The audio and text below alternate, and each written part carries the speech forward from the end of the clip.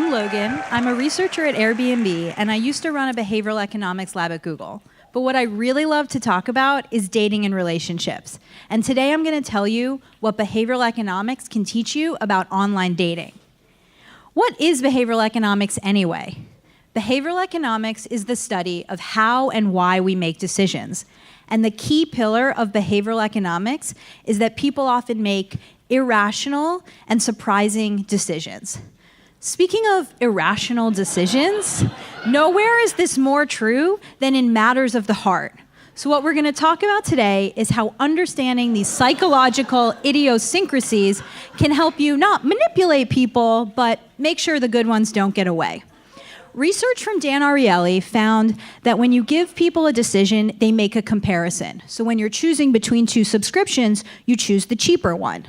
But what happens when you add in a third option, which is similar to the more expensive choice, but slightly worse? Suddenly we find that many people choose the more expensive option. And that's because this new option is a decoy. It pushes you towards the more expensive option because it's similar but slightly worse. And this is true with physical attractiveness too. This guy is attractive, but what happens when he's next to his slightly more attractive older brother, Brad Pitt? Suddenly Doug Pitt doesn't look so hot.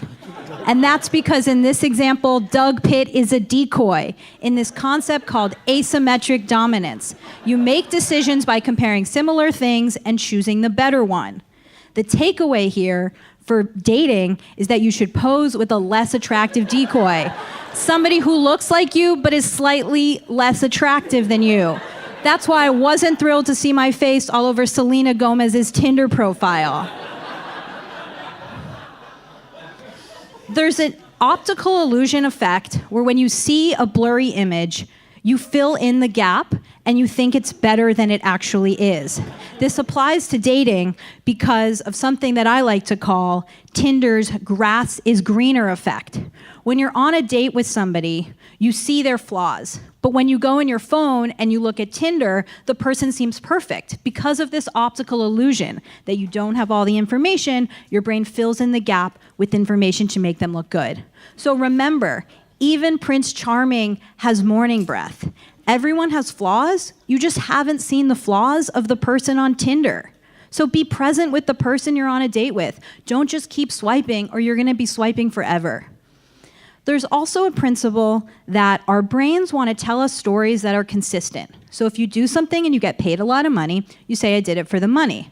If you do it and you don't get paid, why did you do it? Your brain will come up with a story to justify that effort because of something called cognitive dissonance. We like to have consistent stories in our mind to justify our behavior. So my takeaway for you here is to play hard to get. Because if you play hard to get, someone has to put a lot of effort into seeing you. And because of avoiding cognitive dissonance, they'll say, why did I put all that effort in? Oh, I must really like that person. And finally, let's talk about colonoscopies. There's research from Daniel Kahneman that says that patients actually prefer colonoscopies that are 3 minutes longer, but end in a slightly less painful way. And the reason for this is because of something called the peak end rule. We disproportionately remember things based on how they end. So this applies to lots of things, but it can also help you with your dates. Imagine you're on a date and it's going really poorly. Because people remember the end, if you end on a high note, you can save that date. So go in for a great goodnight kiss, order the dessert, end with a meaningful compliment. Because of the peak end rule, you can really save that date. So finally, remember to find a friend who looks like you but is slightly less attractive. Be present with the person that you're on a date with. Play hard to get because of cognitive dissonance. And finally, remember to end on a high note.